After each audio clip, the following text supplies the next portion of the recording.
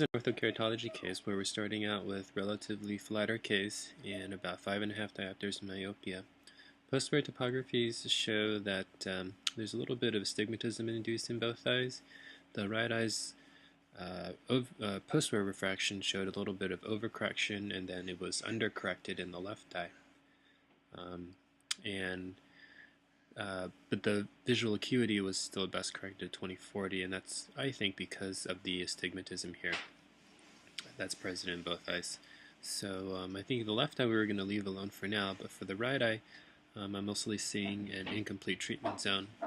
And I've seen this happen a few times, and I haven't found anything real consistent that helps, but one of the theories that I think is there just might be too much or too little clearance right at the apex. So you can see that here we're getting about 5 diopters more flattening than right at the apex of the cornea.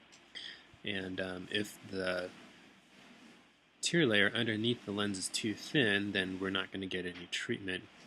And we're getting more treatment perhaps away from the apex where the tear layer is starting to thicken a little bit. So I think increasing the sagittal depth of this lens will help.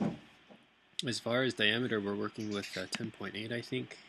It's the left eye, here's the right eye. On this cornea, I would say you can go all the way up to about an 11.2, and that will give you a deeper lens.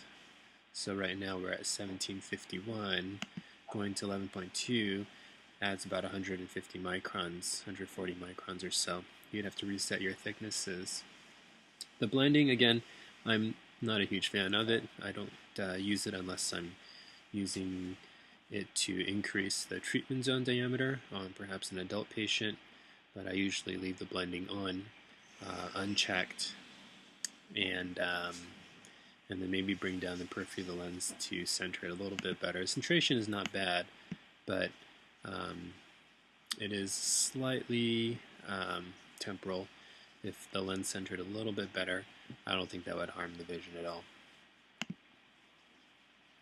So increasing the overall diameter, blending is, in this case I'm not sure it's making a huge deal because the centration is pretty good to begin with, but maybe also give ourselves a couple more microns of central clearance to see if that smooths out the treatment zone, give us a more homogeneous treatment zone for better overall acuity. So that's probably what I look into for this particular patient for the right eye.